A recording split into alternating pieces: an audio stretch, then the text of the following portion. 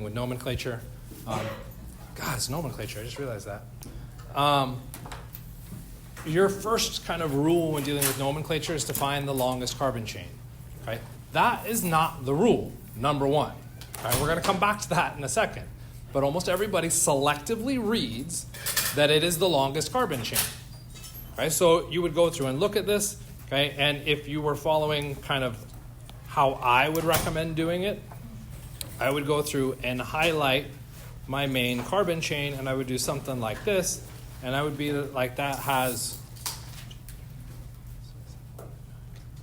11 carbons in it. I would be like, there is no other long carbon chain, so it must be 11 carbons. I could go through and name that for people being like, I don't know how to name 11 carbons. Don't stress about that. It's just an example.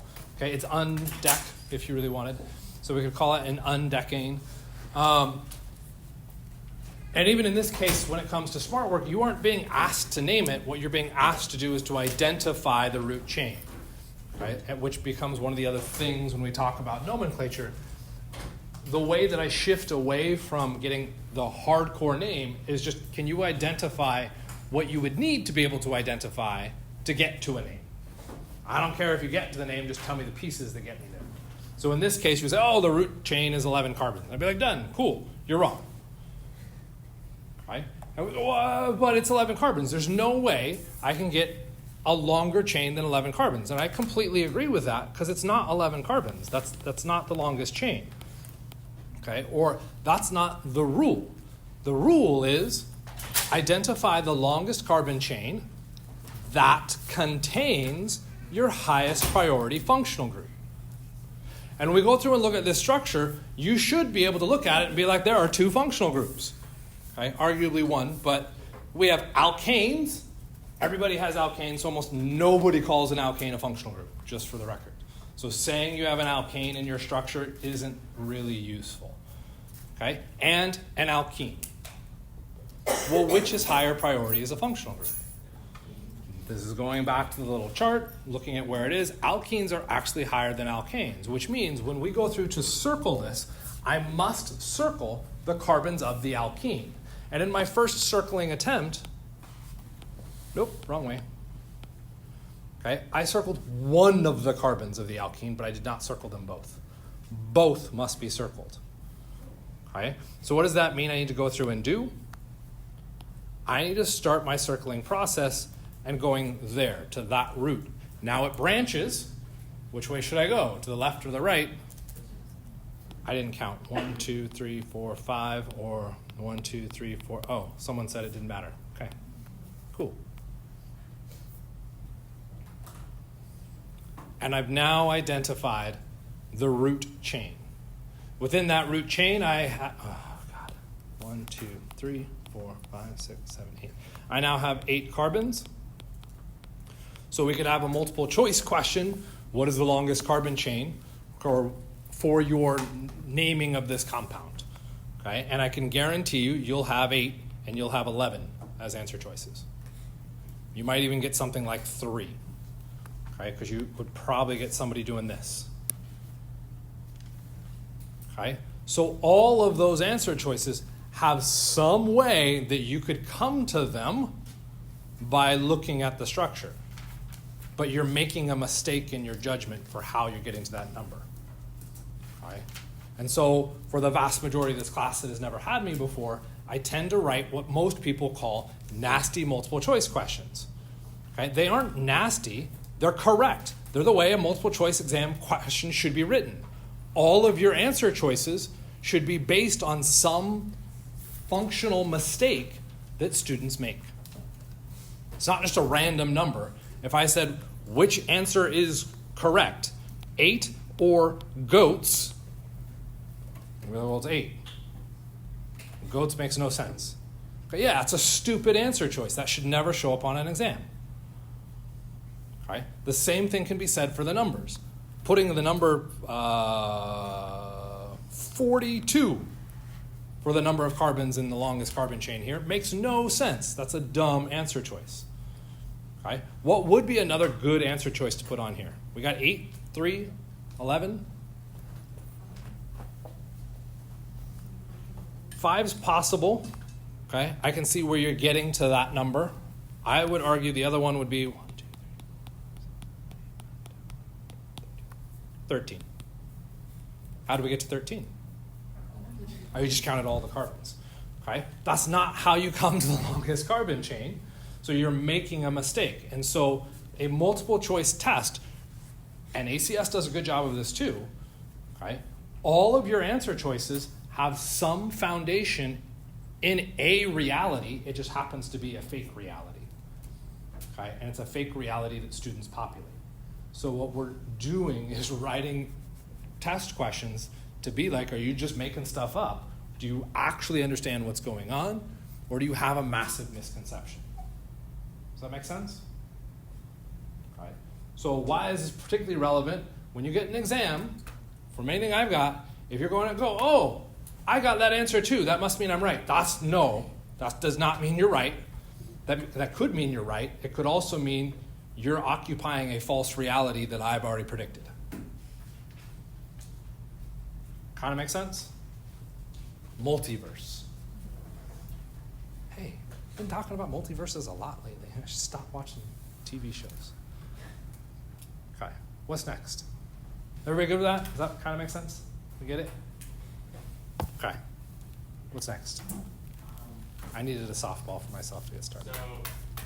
Referencing the quiz, and for the sake of the recording, if anybody wasn't here, we'll point that out. So the quiz on nomenclature, I think it's the alkanes and cyclic alkane IUPAC, something like that. Okay, how that one is getting graded. Right? The people that have sent me emails already know. Okay? But what it is you send me an email and be like, what did I get wrong? I look at your answer choice and be like, yeah, some of that makes sense. Here's full credit. That's it. I just want one attempt of you trying to name it, and I will give you credit. I'll look at it a little bit carefully, and I'm like, yeah, you're not finding the longest carbon chain. I'll give you a little bit of feedback behind it. I'm not going to make you retake it, because that quiz is... So far with that quiz, I think I've had 6 people email me. Of the 6 people that emailed me, the quiz has 2 questions, so that's 12 possible questions. 1 person got 1 question right. I was amazed. I was like, oh, that's really cool. Good job. Okay? Nomenclature is just awful, so don't stress. Okay? And what it's going to do, this is actually a perfect example of where it's going to fall apart, and we'll talk about that too, which is why I like this question. So, first deal. What's our first step? Longest carbon chain, that contains our highest priority functional group. This is why we start to lose that part of that statement. They all have the same functionality. So in your initial progress or practice, you're losing that statement because you don't have to use it. Right? And that's why it starts to fall off your vernacular. Keep it in there. So longest carbon chain that contains your highest priority functional group. I'm looking at it. I'm going to guess there. 1, 2, 3, 2, 2, 3. Yeah, I think I got it. That looks like the longest carbon chain. Right? And if I'm going to start processing that name, I've got 1, 2, 3, 4, 5. 1, 2, 3, 4, 5, 6, 7. Thank you. That's a root of hept. Okay. They're all single bonds. So I'm looking at an ane.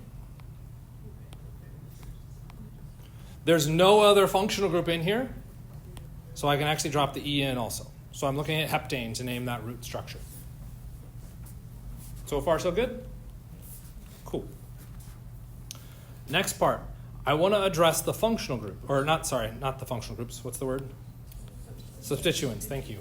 I have 2 substituents here. And the orange one is straightforward, so let's look at the orange one. Okay? It is a thing on the main chain. I want to be able to name it. So what is the thing? It's 1 carbon, and 1 carbon is called meth. Because it is a substituent, I'll make it methyl. Okay? I'm not even going to worry about numbering yet. Okay? The blue one. What is the substituent in blue? Okay? And this is where we start to run into weird gray areas. We say, oh, it's dimethyl because there's 2 CH3s. Yeah, there are 2 CH3s and a thing in the middle. So it's not a dimethyl. Say, oh, well, it's 3 carbons, so it's a propyl. But a propyl means it's a straight chain, 3 carbons in a row. It's not 3 carbons in a row either. Okay? So what we do is we go back to the exact same rule that we started with. Identify the longest carbon chain. What is the longest carbon chain in the substituent? 1, 2. Okay? So the substituent here is 2 carbons, and 2 carbons happen to be called F. Okay? It's a substituent, so I have to call it ethyl. Have I named all of the things in the blue box? No, I have not. Which means I have to double back and now name the other thing in the blue box. What else is in the blue box? I have a 1 carbon connected to my ethyl. So I would call that meth, referencing that 1 carbon. Sorry, I didn't give me enough space. But it's a substituent, methyl, ethyl. Where's the methyl located? On the ethyl. Okay, that's why I can do the next thing, and I can put parentheses around that so that those 2 things are now identified as the substituent on the main chain. Okay? Before I go any further, we need to address where the methyl was located. Yes, it's on the ethyl, but where on the ethyl? Is it at position 1 or position 2? Well, where's position 1? Where's position 2? That's all going to depend how you number it. By default, or by rule, not default, position 1 on your substituents will always start where it's connected to the main chain, which means that is position 1, that one's position 2.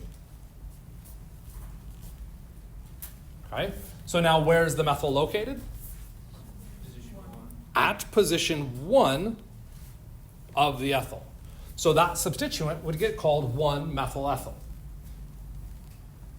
It's not alphabetical either? So you're talking about alphabetical. Alphabetical in assembling all of the substituents into the structure. What's the main chain in this substituent? Just the ethyl? It's ethyl. Oh. Okay? So we have 2 main chains in our frickin' structure because the substituent has a main chain. So the methyl is there in alphabetical. There's no other substituent on the ethyl. Okay, that makes a lot more sense. That was alpha. Okay. Let's push on this a little bit further because there's something else that can potentially come out of this. What if I'd put the methyl at position 2? Should I call it 2-methyl ethyl? Said another way, what we're going to do is we're going to erase that guy, and we're now going to put it, because I had him in green, I'm going to connect it at position 2. Should I call this 2-methyl ethyl?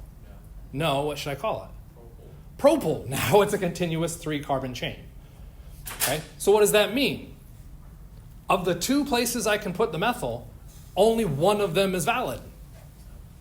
And since only one of them is valid, do I need to specify the one? Depends who you talk to. You talk to IUPAC? Yes. You talk to any other chemist, they're like, no, because it's obvious. There's no other choice. You have to do it, place it at the 1. So depending on who is specifying or writing your question, sometimes you need it, sometimes you don't. Okay? When writing out the name. And for people being like, God, that's going to make me real angry, don't Hulk out quite yet. How do we try to dodge this whole bullet? Multiple choice. That's how we dodge it. You're not expected to write out the name for any compound on a test. You're expected to look at the multiple choice options and be like, this is what this is. Okay? And there's enough crappy things that can go sideways that are larger problems that we're not going to see 2 answer choices where it's 1-methyl ethyl versus just methyl ethyl. Okay? And if you want, I can try and freewheel the multiple choice test off this. Okay? So, next part. Just do the main carbon chain? I can't just put it together. What do you mean, do the main carbon chain? Look at the substituents on the main carbon chain. Locate them. Yeah. So that means I have to specify my numbering behind it. I should be numbering 1, 2, 3, 4, 5, 6, 7, right? So I go the other way, 1, 2, 3, 4. If I go blue and I'm numbering it the other direction, my first substituent is at position 4. If I go red, my first position is at 3, smaller numbers. Always smaller numbers. Okay, which means the red one is better. Because the red one is better, I now know where my methyl is located. My methyl is located at position 3, and my 1-methyl ethyl is located at position 4. That's why the parentheses are there, to help show us that at position 4, I have this big parenthetical thing. What's the parenthetical thing? Now I can look into that and say, what is it called? And backtracking that, I again go to the same process. Root first, and then backtrack out substituents. Kind of, sort of? Okay. Final step is we would assemble this all together. We're going to run into a mess. Okay?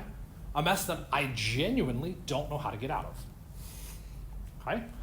Because we have to assemble the name. Is it 3-methyl, 4, 1-methyl ethyl heptane?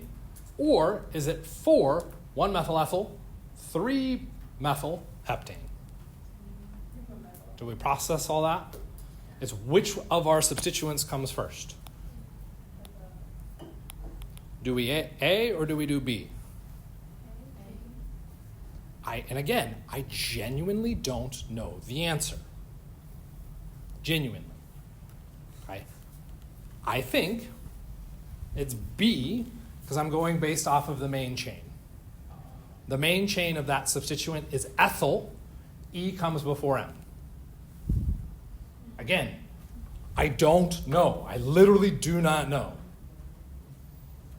But that's how I would process that. Sort of okay? It's kind of different, but so methyl ethyl can also be called isopropyl. Shut your Where mouth. is that from? Shut it. Okay? So I go through all this process, put it together. We said the B came first, so we go B, A, heptane. We type that all out. We get rid of all of our spaces because we don't want any spaces connecting any of those things. We only have the dashes in between numbers and letters. So since we did B first, so we would do B, then we'd have to do dash, A, and then we do our heptane afterwards, right? Kind of get it? We enter that into our quiz, and the quiz goes wrong. Okay. That one stumped me, because the first time I went through and looked at it, I was like, did I screw up the rules? Like, what's going on? And it wasn't one like this where I didn't know the rules. And I couldn't quite figure out what was going on. And then I looked at what they said the valid answer was. And what they said the valid answer was 3-methyl. Oops, we've got to get back to our structure. So we see that, right?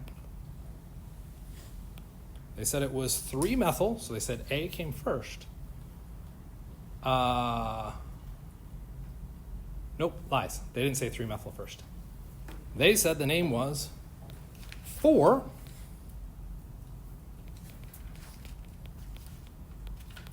isopropyl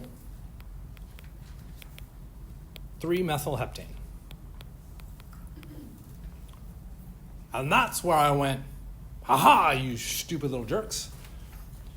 You're not following IUPAC. This is not an IUPAC name. So they've got it keyed wrong. How do they have it keyed? They have it keyed based off of this name isopropyl, which is an interesting one. Okay, and full disclosure, IUPAC could have fluctuated on this. But isopropyl is a common name. You ever heard of isopropanol? Yeah, you probably have. If you look at the structure, it looks like this. Isopropanol. The ol is your OH. What's the isoprop part? That shape is your isoprop part. Go back up to our structure. What shape do you have? The same shape. So somebody went through and said, I don't like dealing with all of these crazy, stupid locations and where all the names were. I'm just going to call that Bob. Except their equivalent of Bob was isopropyl. Okay? And their naming system has some logic behind it, but that logic is not standard. It doesn't follow any of the other nomenclature rules, and it's ultimately just an arbitrary way of saying, I see a shape, I'm going to call the shape this name. That's it. That's where it comes from. You're not responsible for that. So the vast majority of people going through and completing this quiz will get it wrong because a common name like isopropyl shows up in the naming system. You don't know how to name those, which means You don't know how to do it. you're going to get it wrong. That's okay. Don't freak out. That's where you send me the email. I did it, Mike. Can you look at it and just make sure I'm not completely off? Look at it. No, yeah, you look good. Here's full points. Move on with your life. Does that make sense? Should we look a little at the common names? It's up to you. Yes. Okay, some people want to say yes. Okay, if you said no, just close your ears. Probably your eyes too. You don't want to see this. How many carbons are in that substituent? So the little wavy thing is just saying a break in the structure. So how many carbons have I identified? 3 carbons. 1, 2, 3. The little wavy thing is where it's connecting to the main structure. So that's 3 carbons. I'll call that propyl, because there's 3 carbons, prop. Okay? But those 3 carbons are arranged in this goofy little shape. So I will call that isopropyl.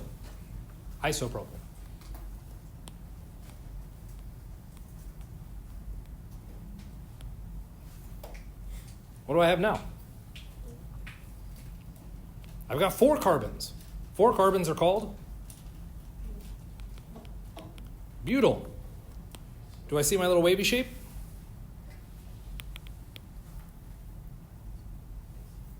It's isobutyl.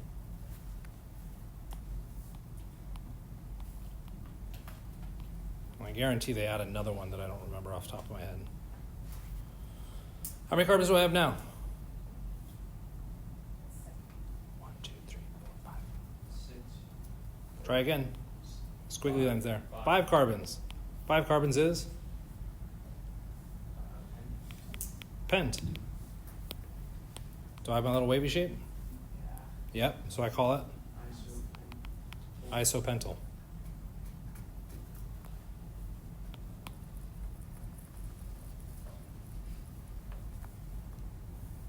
Let's go back to our 4 carbon one. Boop, boop, boop. There's a little squiggle. Blah. How many carbons have I shown? 4 carbons. So it's butyl. It's butyl. But now what's the shape? Do I have my little goofy shape? No, I moved the methyl to a different spot. So I can't call this isobutyl anymore because I don't have my little tail fin. What do I call it? Sec-butyl. You guys know this how? He's probably spent some time looking at it. You should, don't. That's a turd. Okay. So what does ISO stand for? I genuinely don't know what ISO. Maybe isolated. That you have that thing isolated out there. Okay. A fishtail. Why is a fishtail called ISO? I have no idea. Sec actually has some meaning. What is sec in reference to? Number 1, not ISO. And number 2, secondary. When we look at that little methyl group, we're going back to the main chain and we're saying where it is connected, how many carbons are connected to it. It's got the main chain, 1, and that one, 2. And another name for 2 would be second or secondary. And that is a common nomenclature system that we will come up with. Right? If you're connected to 1 carbon, that's primary. If you're connected to 2 carbons, that's secondary. If you're connected to 3 carbons, tertiary. And don't make me say keep your mouth shut again.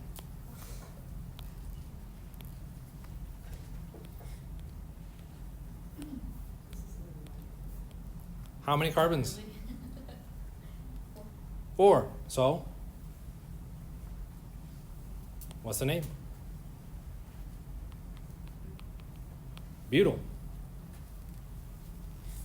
But it ain't secondary. And it's not iso.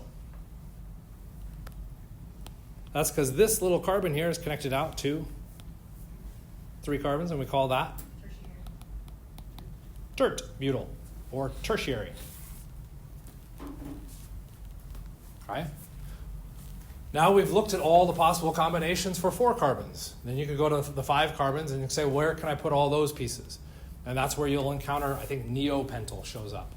Okay? I don't care. I don't. You shouldn't either. Don't stress about them. Okay? The only place that you would see them show up is if you looked at the answers for the spec quiz. Do you get to see those? No, so don't worry about them. Ta-da! See? All gone. What next? If you ask another nomenclature question. No more So help me. nomenclature. So when combining Y pi bonds, how many? Okay. What? So when you're sorry, the y-axis pi bond. So it's Okay. And 2 anti-bonding and bonding for those. I'm confused how the nodes would. Okay. So where you're going is molecular orbital theory. Yes. Was the last molecular orbital theory, did everybody actually stay for that? Was unhappy with it? We did the p orbitals and the overlaps?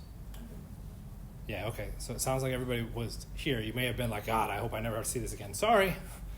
It comes back. You got to deal with it. So what we looked at there was a direct overlap of the orbitals. Right? In that direct overlap system, I know what you asked. I promise I'm not ignoring you. Okay? We're bringing 2 atoms near each other, atom A, atom B, and when they get close enough to each other, the orbitals overlap, right? Okay? And we look at these shapes.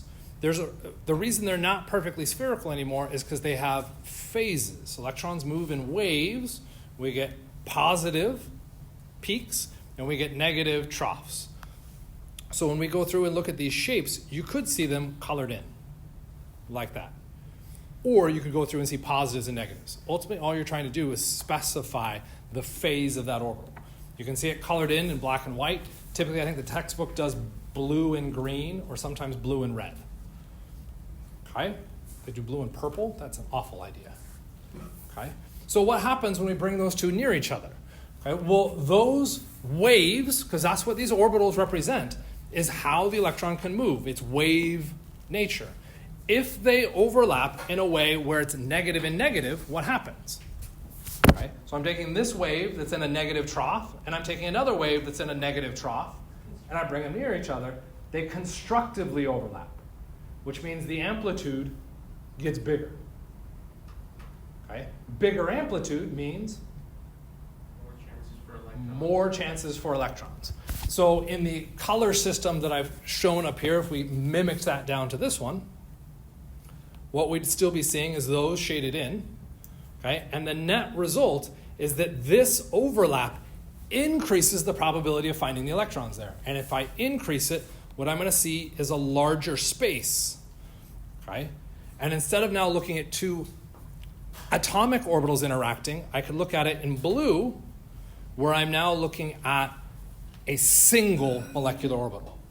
Those orbitals, since they directly overlapped, we can call those an S-type bond, okay, or what I call S-type. And what I'm referencing in that is the type of orbital used. So what orbital did I show? Is that an S orbital? It's an SP. Is that a P orbital? Well, the P orbital is equal. The S orbital is a sphere. So those aren't either of those. Where the hell did those come from? Well, if I take an S orbital and I take a P orbital, remember the P orbital had a positive and a negative, and the S orbital has a positive and a negative, right? So let's go through and shade this side. Okay. The S orbital is universally one form. Okay. Both are options. So when I look at a sphere, it could either be positive or it can be negative. When I look at that sphere, it could be shaded or unshaded, however we wanted to look at it. And if we look at this system, what's happening in the overlap? Oh, better idea. Oh, look at this. This is genius. I'm taking these atomic orbitals and I mash them together where they interact. And because they interact, they're going to make a new hybrid orbital. And what would be a good hybrid orbital color for a red and a blue? Ooh, let's go with purple. And when I take that purple, what happens in this space? Well, that's now a constructive overlap. So what happens to the size of the orbital on that side? It gets bigger. On the other side, that was deconstructive. It gets smaller. So what did I draw? I drew the hybrid of S and P. Okay? So when I talk about S-type orbitals, any orbital that has any S character in it is going to generate an S-type overlap. Okay? So the orbitals that give me S-type, S orbitals, SP, SP2, SP3. Okay? When they came together to overlap, there's two possibilities, right? They could have come in where they were in phase, or they could have come in out of phase. And if they come in out of phase, what happens to the electron density between the atoms? It goes to 0. So what ends up happening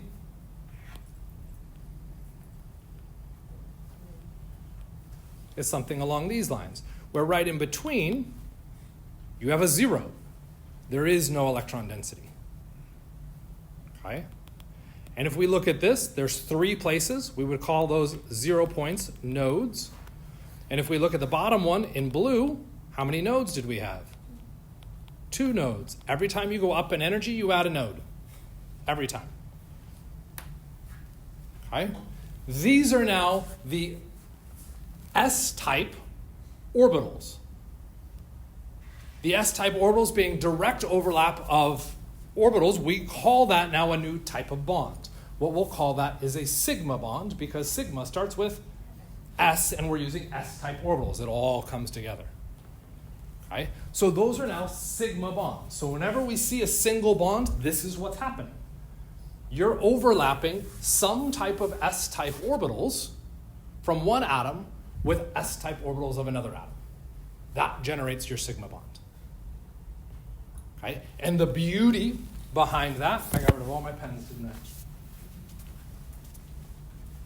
There's only one there, and that really dangerous. Okay, I should let that go. I don't want to bend over. The beauty of that is that when I take those 2 orbitals and I align them with each other, they overlap. And if I spin, what happens to that overlap? I think I just broke the pen. They stay overlapped.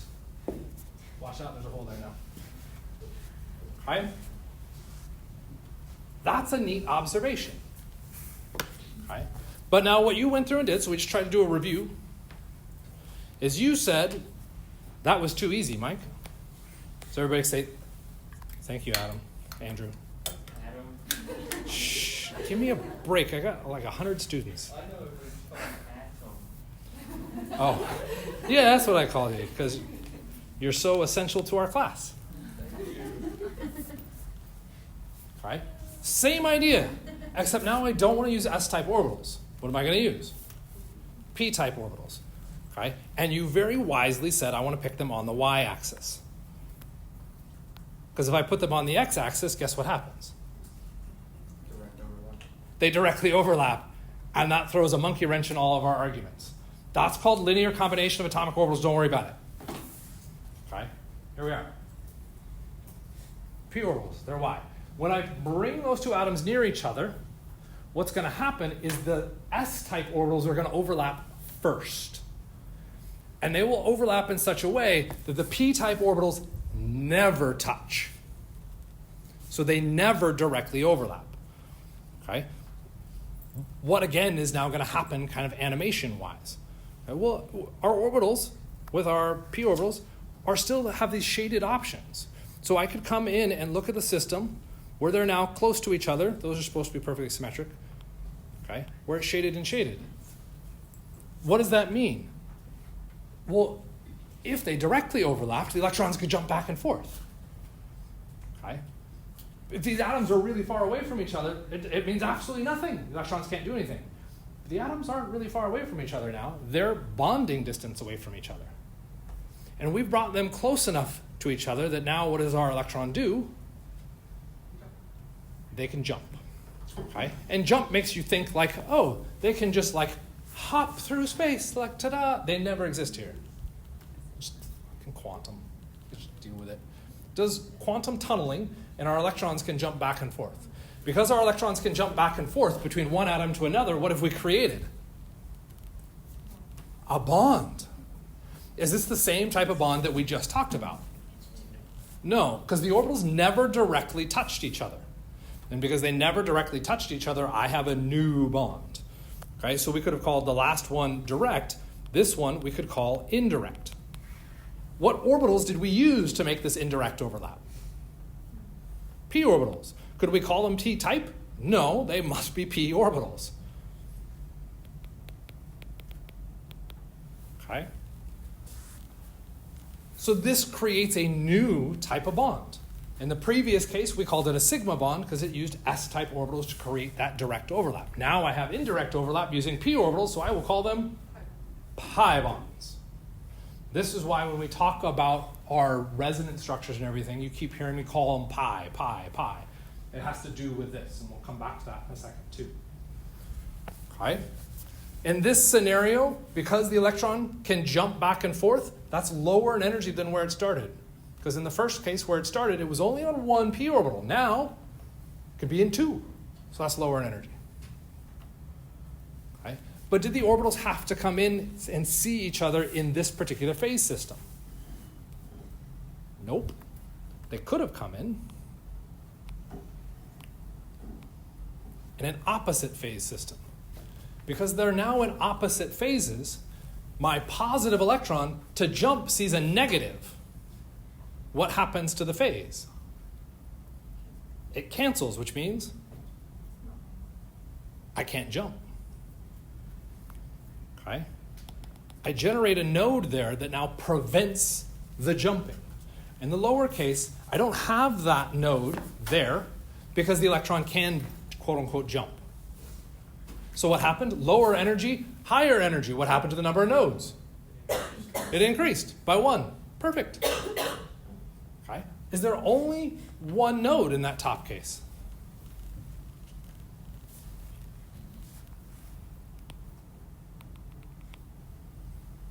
There's a second node. So there's 2 nodes technically in the top case. And there's 1 node in the bottom case. Node, none, one of those. You said I didn't write you, okay? Sorry. That generates now our molecular orbital system. So what happens when I bring 2 py orbitals near each other? Well, it depends. They could create a system where the electrons overlap, and that creates a stabilizing interaction that I could call a bonding orbital. It also has an equal probability of forming a destabilizing interaction. Well, is that non-bonding? That can't be non-bonding. Because non-bonding was what they were to begin with. They weren't talking to each other. So this is why we don't call that destabilizing interaction non-bonding. We have to invent a new word. Because we're actually talking about a legitimate interaction. It's happening. But it's higher in energy. That's why we call it anti-bonding.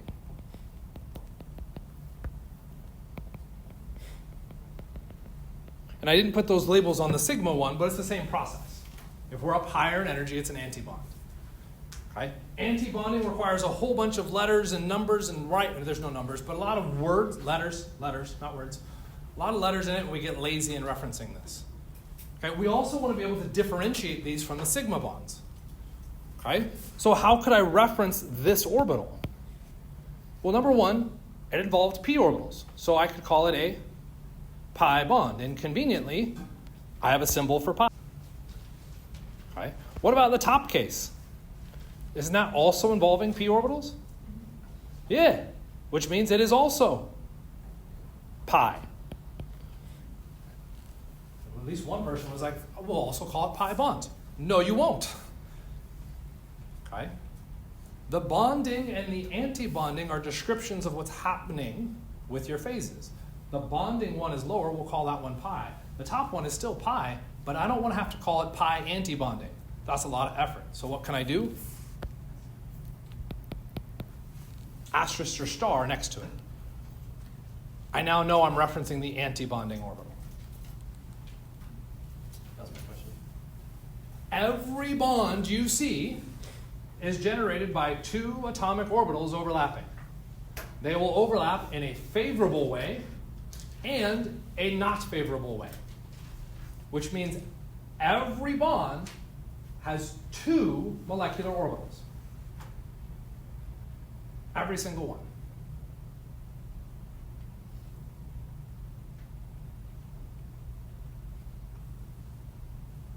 Yeah? Easy, right? Okay. First, I'm just keep calling you Adam now. Andrew? All right? Makes sense. Yeah. I just. Yeah. That's good. No, that's good. Jayla? Yeah, I have a follow-up question Yeah. to this. To build on the spectrum, when we're talking about, we have a question like this, where it's like, name all the atomic orbitals, on that bond, does it mean, like, you want to name every single SP, SP2, SP3? And I was going to kind of go that direction, yes.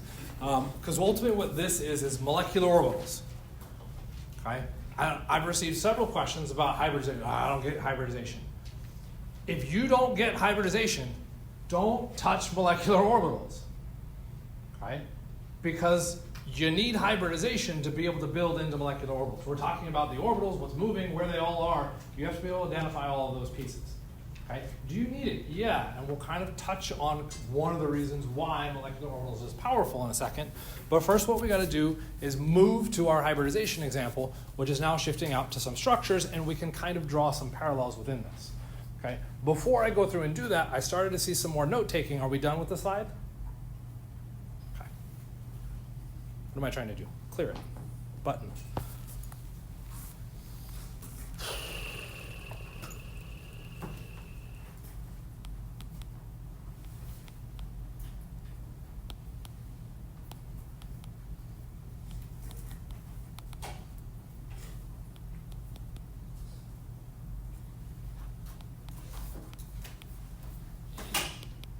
Make any chemists that watch this cringe.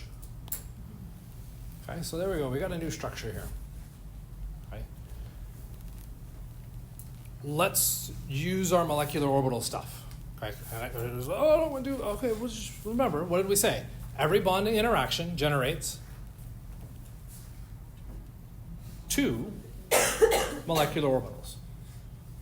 Okay. So let's start with this blue bond. So we're going to slowly kind of work our way through.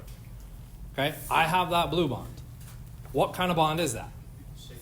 It's a sigma bond, which means what's going to be generated? One bonding and one anti-bonding. I'll have a bonding interaction. I should show that in black because we're not color coding that.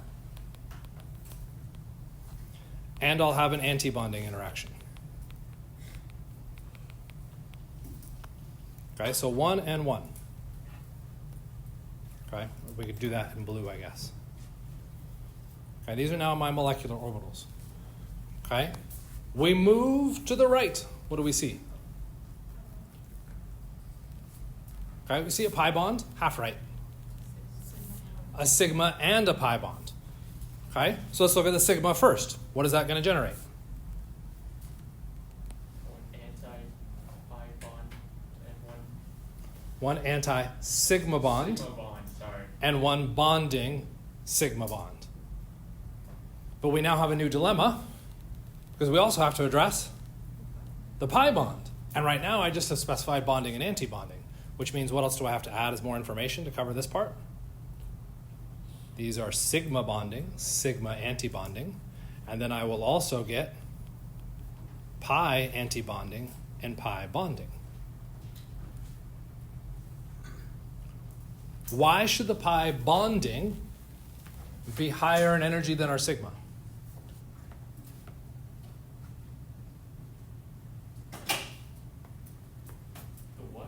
why should our pi bonding be higher in energy than our sigma bond?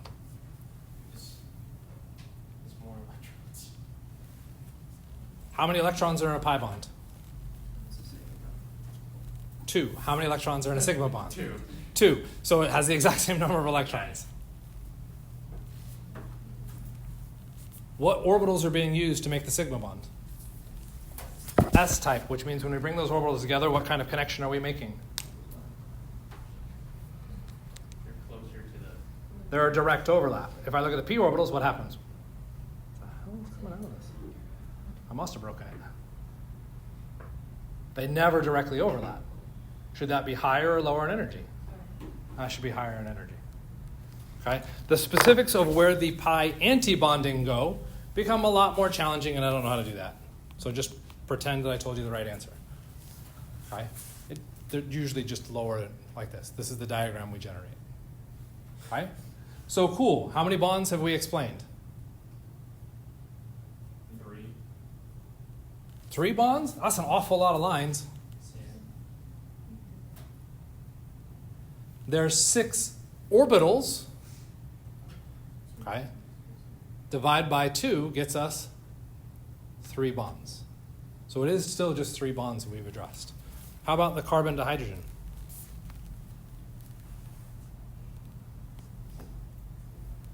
The black one. It's just a sigma bond? It is a sigma bond. What kind of molecular orbitals does that generate? A sigma bonding and sigma antibonding. Next one, carbon to carbon. Sigma bonding, sigma antibonding. I feel like I'm sounding like my 5-year-old kid. Sigma, sigma, sigma.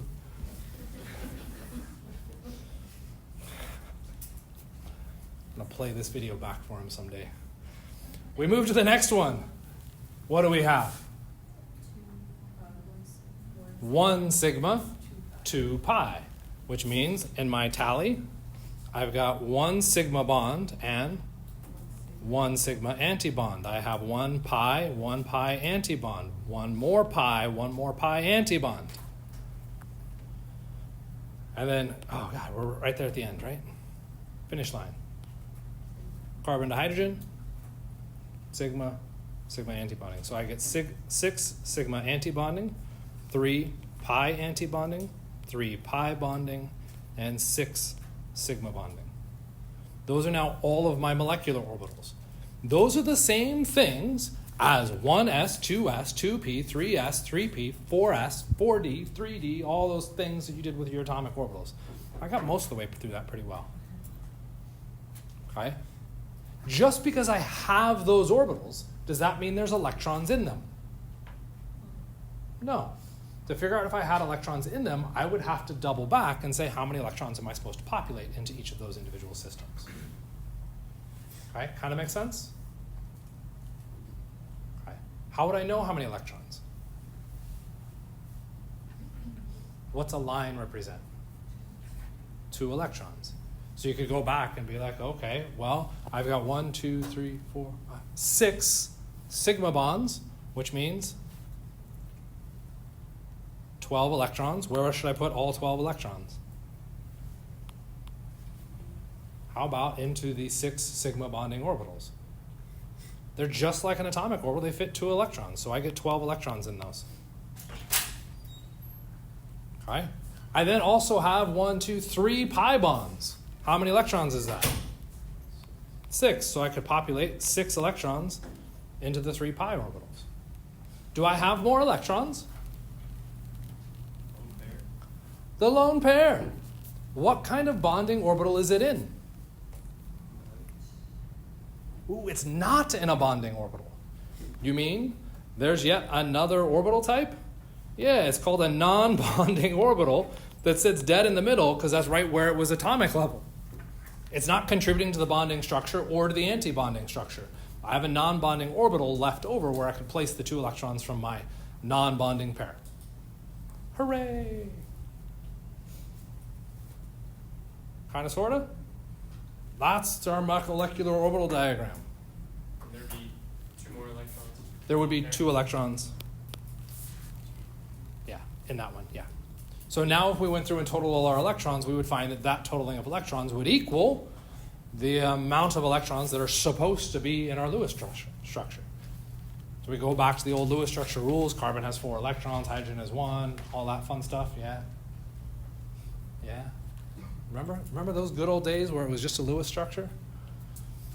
Right? So that's our molecular orbital diagram system. Okay? And Janae is saying, I asked about hybridization. Okay, well, we got to finish that out, so that's where that is. But now the question becomes, what made each of those orbitals?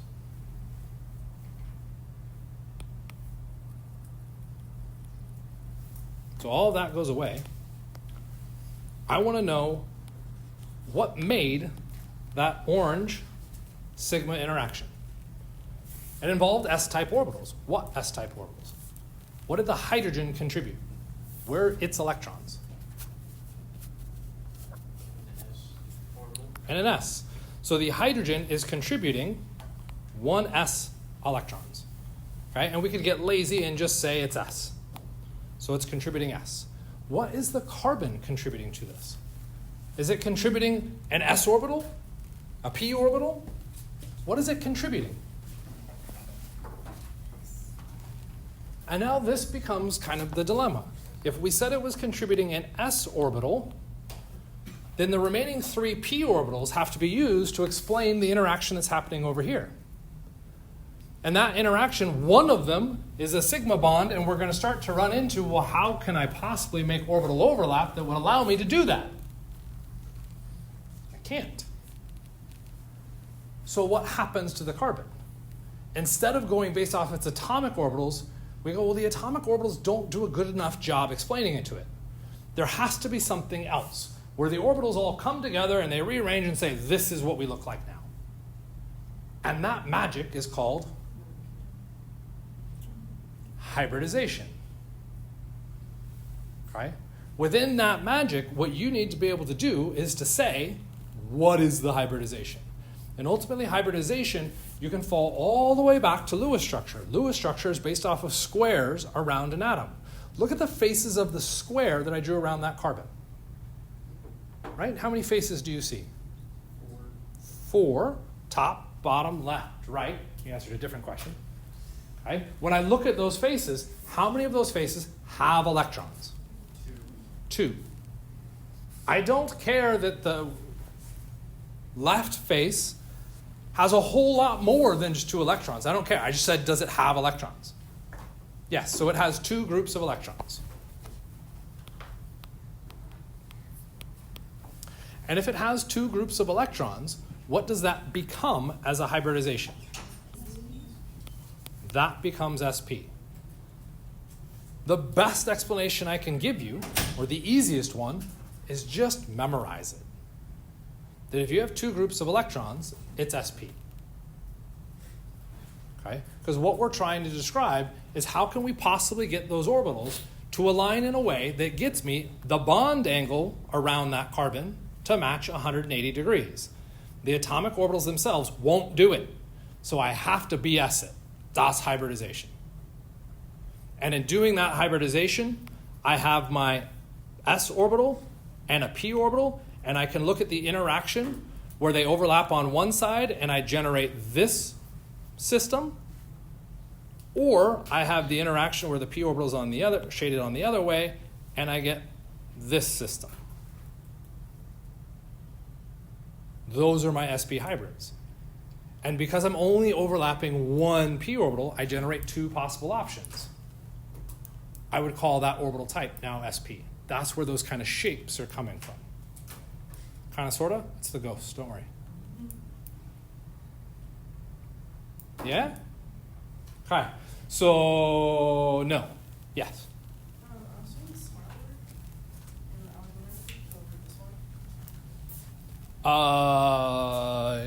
Yes. Is it the same question that we're talking about here? Just a different example? Yeah. Yeah, we'll come back to it.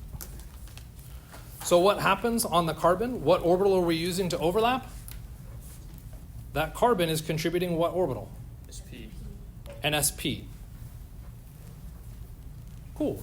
So to describe that orange bond, I would say carbon sp, hydrogen s. Done. That's what happened. That's how that bond was made. Easy, right? So when you say no,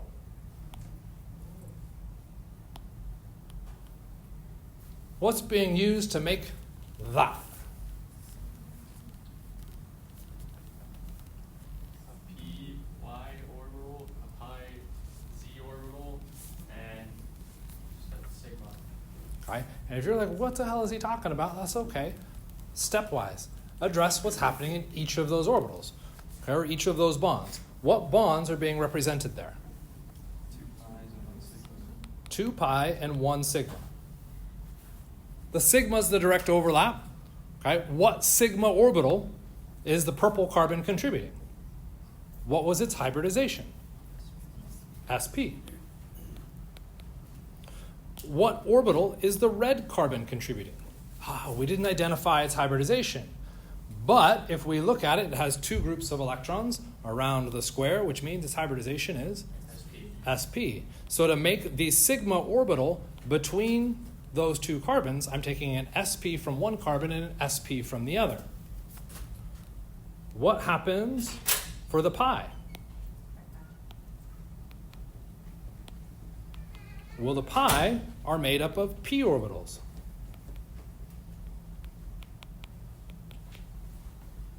And what Andrew was dropping down was, it's the px or the py. I don't care. They're p orbitals. Just call them p orbitals. You want to get specific? That's okay. The only reason you can get specific about which p orbital you're using is you've provided a frame of reference, an XYZ coordinate plane. Do you want to do that? No. Then don't. Simple as that. Okay? So if you know that hybridization, you can now start to explain what's happening within this. Before we get to Casey, is it Casey? Cool. Casey's example, I want to push one more. I want to look at this carbon. What's its hybridization? sp2. Okay? And because it's sp2, I have the p orbital over here, right? So I could look at the connections for this bond. Okay? I would have the carbon coming in as sp2, the nitrogen coming in as something else, not relevant right now, so don't stress. And I have that p orbital coming in next to it, right? Okay? Why is this going to be special and cool? Sorry, I got to erase all that. Sure hope I remember what I wrote. Right? Close enough? If we look at this structure, rewinding back to earlier spec quizzes, what can this structure do? It can resonate. I can take these electrons and I could move them over here, which would move the nitrogens up there, right? Yeah? Why could I do that? Well, that's just the rules of resonance. You just move pi bonds over, and as long as you don't exceed octet. Why can I do that? P, P, P. The reason my electrons are allowed to move is because I have overlapping p orbitals. If the p orbitals don't overlap, guess what happens? No resonance. Our hybridization theory allows us to see why resonance is allowed. We just said it happens. Deal with it. The reason it's happening is because those p orbitals are individually available, and as long as our bond angles are aligned, the p orbitals directly overlap down the chain, and you can get resonance where you can move electrons from one side of the molecule all the way to the other side of the molecule. And it's all passing through p orbitals. If you see the hybridization effects, you know that why. If you don't, what do you base this off of? Did you memorize the rules of how electrons move with resonance? Ta-da, good job. The why, you're looking at those p orbitals coming into alignment, which allows the electrons to hop, to tunnel from one carbon all the way to another carbon. How far can they tunnel? As many p orbitals as you have lined up. As long as those p orbitals are aligned, you can take an electron from one position and you can shuttle it 100 carbons. This is one of the reasons why things like graphite conduct electricity. Because if you look at the structure of graphite, it's all benzenes effectively interconnected. They all have p orbitals. Those p orbitals allow for the electrons to move across the whole system. Graphite has other problems. It has to be a continuous sheet. If it's not a continuous sheet, that's when it loses its conductivity. But that's pretty wicked. And it's happening through effectively half-assed form of bonding that we call hybridization theory. That's why we use it. Because it sounds like a lot of nonsense. But in the process of building it out, it matches the experimental data that we see. And that's wicked. Okay. Janela, does that help? Okay. Questions about what's up there? Ooh, thank you.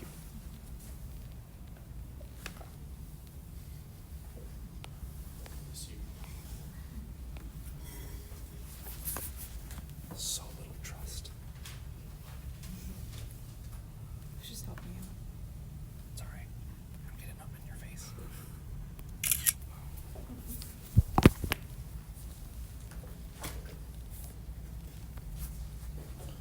Sorry, what was the question? If we could just go over the hybridization. Okay, use that as the example to nail down the hybridization for each of. Are we looking at the hybridization of the bonds, or are you just talking about the atoms? The bonds. Okay. I was confused on the CH2, the CH, and the CO. So I think I heard here.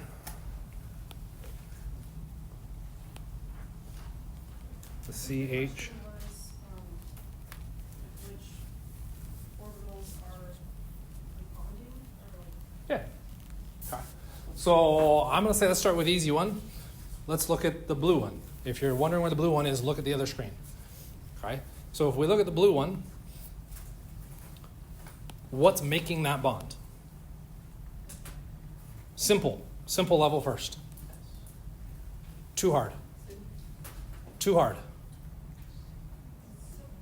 Electron. It's an electron. Carbon and hydrogen. That was easier. Okay, so I need to know what's happening on the carbon and the hydrogen. Okay, I've identified by location. So what orbitals does the hydrogen have access to? S. It's just the s.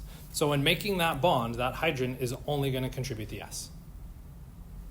Okay, when we move to the carbon gets trickier because the carbon has access technically, and we'll go the kind of wrong way first. It has access to S, P, P, and P. Right? It has access to all four of those atomic orbitals. Because when you look at its electron configuration, its outermost shell, right? Real painful, 1s2, 2s2, 2p2. Okay? That's why we're looking at the s and the p's. Those are the outermost shell. Those are the orbitals it has access to. Okay? If we tried to explain the bonding by using any of those singular orbitals, we don't explain the bond angles. Okay? So the bond angles is where you could bust out if you wanted to Vesper, and the bond angle in there is going to end up being 120 degrees. None of these atomic orbitals match 120 degrees. So what does that mean? The atomic orbitals are all wrong. I can't use them. Right? So we have to come up with a different theory to explain that bond angle. That different theory is going to say, I'm going to look at those atomic orbitals and I'm going to mix mash them in some way that they're going to get me a proper bond angle. Okay? The easiest approach to figuring out what that is looking at that carbon and just saying how many groups of electrons are around it. 3. And if I have 3 groups of electrons around it, am I talking about, keep your mouth shut, the sp orbital? The sp orbital was 1 plus 1, which equals 2 groups of electrons. How many groups of electrons did I want to surround my carbon? 3, so it's not the sp hybrid orbital. So I can move to the next one, sp2. 1 plus 2 is 3 groups of electrons. Is that what I wanted? Yeah. So to make that connection, I want to use an sp2 type orbital. So when I'm talking about that blue bond, a couple things come out. Number one, the connection that we're talking about for blue is sp2 to S. That's that blue bond. Okay? I can get potentially more specific with the hydrogen. I could call it a 1s. I don't think I've seen anybody call it a 2sp2. That gets a little bit gray because, yeah, different labeling systems. Does that make sense? Once I've said that carbon is sp2, guess what? For all time in that molecule, guess what its hybridization is? sp2. Which means the rest of the connections that that carbon is going to make have to come through sp2 orbitals. So what I could do, because I've already got another one lined up from this carbon, that red one, is I could go through and now label what its atomic diagram looks like. Before, it was S and 3 Ps. Now it's sp2 and sp2. It's not S, because I've already used the S. And sp2 and to make the sp2 orbitals, what did I use? To make the sp2 orbitals, what did I need to use? The S, so that one's gone. I can't use it anymore. To make the sp2 orbitals, what did I have to use? What else is left? P. You remember our atomic orbital things that we were doing with the molecular orbitals, and we had to have the same number of orbitals as we started with? Guess what we just did? I started with 4 atomic orbitals, and now what do I have? 4 atomic orbitals. I can't delete the orbitals. They're still left over. Okay? So those are now looking at all the possible, I didn't want to erase that, all the possible bond systems that can now come out of that carbon. So now let's look at the red bond, quote unquote. What's going on with the red bond? When did we start? We got 5 minutes, right? Okay. Let's look at the red bond. What is the red bond? Cool. That's a sigma and a pi. So I'm trying to explain 2 bonds. It's not double. It's a sigma and a pi. Okay, so which one do I want to look at first, the sigma or the pi? Okay, the sigma. Rewind. Sorry. The blue one, what kind of bond did we make? Sigma. So let's add some more information here. We can call that a sigma bond, just for the sake of tracking. So we now move to the red one. Which bond did you want to look at, the sigma or the pi? Sigma. Which atomic orbital from our carbon should we use to make that sigma bond? One of the sp2s or the p? For the sigma? For the sigma. SP. It has to be one of the hybrid sp2s. Okay? What did I want? Sigma. Okay? So I'm going to take an sp2 from that blue carbon, and I now want to interact it with something else. What do I want to interact it with? Another carbon. So we'll draw the red carbon out over here. Okay? What's going on that red carbon?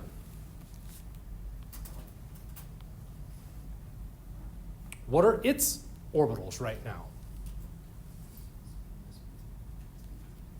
It's sp2. Why is it sp2? And this can be really hard. You look at it, well, it's just got the hydrogen in the carbon. Yeah, because you drew it as a structural formula. And in the structural formula, you've hidden some valuable pieces of information. The valuable piece of information that you hid,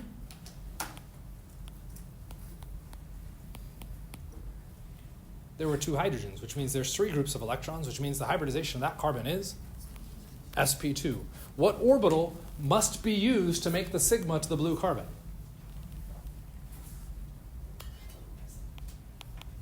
Our sp2. Can't be the pi or the p orbital. It has to be an s-type. Right? What about the pi bond? What orbitals do I have to use to make a pi bond? Pi orbitals. Try again. Pi P orbitals. Okay. So I can take the p orbital from my blue carbon, and what must it overlap with? It has to overlap with a p orbital from my red carbon. So for that red bond, I'm going to say I'm using an sp2 and an sp2 to make the red sigma bond. I'm going to use a P and a P to make the red pi bond between those two. So that one bond has to be identified or labeled as two different orbital systems. And it has to be two different orbitals because how many electrons can I put into an individual orbital? I can only put in two. That's why I need two orbital systems to make that bond. Because I need 4 electrons in that space. Does that help? Can I make it harder? Sure. Were you shaking your head because you doubt that I can make it harder? No, I thought you said, did I make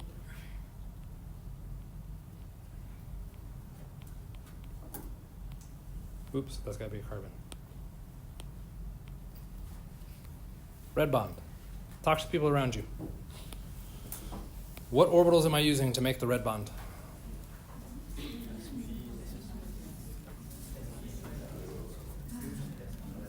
Carbon and No, but it's two. That's two different ones. two SP2 from that carbon. SP. Because the double. That's only possible carbon electron. You label it. Two SP, two others of the carbon. Two extra pi bond ions. Whoop. Out there. That was an eraser. Does that make sense? Yeah. Is that better? The blue one. Wait, wouldn't that Two SP. You guys are talking, so I won't interrupt you. Nothing. There's an implied hydrogen. What do you think, Casey? Oh, you just said I don't know to a question. That makes me nervous. But what'd you ask? What's the question? That red bond, what orbitals are used to make that red bond? S?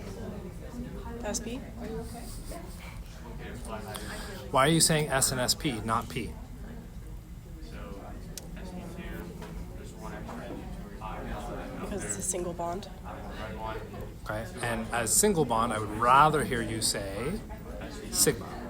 It's a sigma bond, and so sigma bonds have to be made through S-type overlaps. Okay, but now the question becomes, what orbitals are you using to overlap? Well, what's the hybridization of the red carbon? That means SP? It's SP. It only has 2 groups of electrons around it, so it's SP. So when we look at that red carbon, it's contributing SP. What is the blue carbon contributing? Why are you saying SP2? I only see 2 groups of electrons. Well, hydrogen. Yeah, there's an implied I hydrogen. but I was like, Okay? Because there's an implied hydrogen there, we know that that carbon is SP2. It has 3 groups of electrons. So to make that red bond, I'm using a blue SP2 and a red SP. I don't have to use the same exact orbital to overlap. so they're both using their p orbital to make this bond? To hybridize, yes. They are using some of their p orbitals to hybridize, yes. I do have a word right now. Is there like a sign-in sheet? No, you're good. Yeah. So we are officially there. We'll talk through this real quickly just for the sake of the recording. Okay, if we're looking at that red bond connecting them, hopefully what we see is it's a single bond, which we'll hopefully switch to a language now calling it a sigma bond. Because it is a sigma bond, we need to be using S-type orbitals. When we talk about S-type orbitals, there's a whole slew of S-type orbitals. I have S, I have SP, I have SP2, I have SP3. All of those are S-type orbitals because they involve S orbitals within their hybridization. To figure out what orbitals are actually being used, I have to identify the hybridization for each of those carbons. Right? So let's take a look at the red carbon. How many groups of electrons are around the red carbon? 3. I'm not quite sure where you're looking. Oh, the red one. 2. There are 2 groups of electrons. And you might say 4 because it doesn't have the triple bond. But the triple bond has all of those electrons on the same face. That's 1 group of electrons. It's a big group, but I don't care how big it is. We don't judge. Right? So 2 groups. If it's 2 groups, what's its hybridization? SP. So if I look at the red carbon, that's a C. That's not getting any better. The red carbon started with s and 3 p orbitals. Okay? And what we went through and did is said that I wanted a hybrid of sp. And I wanted a hybrid of sp to explain the 2 sigma bonds coming off of it. I have 2 hybrid sp orbitals. In that process, I used an s orbital and I used 2 p orbitals. Whoop, come back here. I used 1 p orbital. Okay? And when I mix those 2 orbitals, I get 2 molecular orbitals out of it. That's why I have 2 sps. What's left over? 2 p orbitals. So for the sake of this system, when I look at that red carbon, sigma bond, I know I need an S-type. The S-type I've got is sp, which means it must be contributing an sp to this system. What is the blue carbon contributing? Well, I would again need to look at what it has available. It starts as an S with 3 p orbitals, okay? But that doesn't explain the proper bond geometry, so I would need to go through and look at the bond geometry, look at the electron groups to define its hybridization. And in defining that hybridization, I see that it only has 2 groups of electrons. But I'm an idiot and I missed something. What did I miss? There's an implied hydrogen. That's at 3. You remember those implied hydrogens being a problem and you're like, this is stupid, why should I have to count hydrogens? Ta-da! This is just the easy version of it. Okay? So 3 groups of electrons, which means I need to use 3 atomic orbitals. I'll use the s and I'll use 2 p's. The name for that would become sp2. Because I'm now, I actually do that right. Okay, using 3 atomic orbitals, I have to generate 3 molecular orbitals. So I get 3 sp2s. I get 1 p orbital left over. If I'm looking at making that connection with the blue carbon, I have to use an s-type orbital. I only have 1, so it's an sp2. The connection between those is now sp and sp2. I do not have to use the exact same hybridization of orbitals in any individual bond. The orbitals can be any hybridization as long as they align for the ultimate goal. Ultimate goal being sigma needs what type of orbitals? S. Pi means p orbitals. Everything else is now just what's the hybridization. Okay? Why do we care about the hybridization? That kind of ties back to bond geometries. Okay? Do you know your bond geometries from somewhere else, like Vesper? Okay, then you can leverage that and be better without having to worry about the hybridization. The big deal we need out of hybridization is those leftover p orbitals, and we care about those leftover p orbitals because Pirate's favorite letter. R for resonance. Okay? With that, I'm absolutely going to stop the video.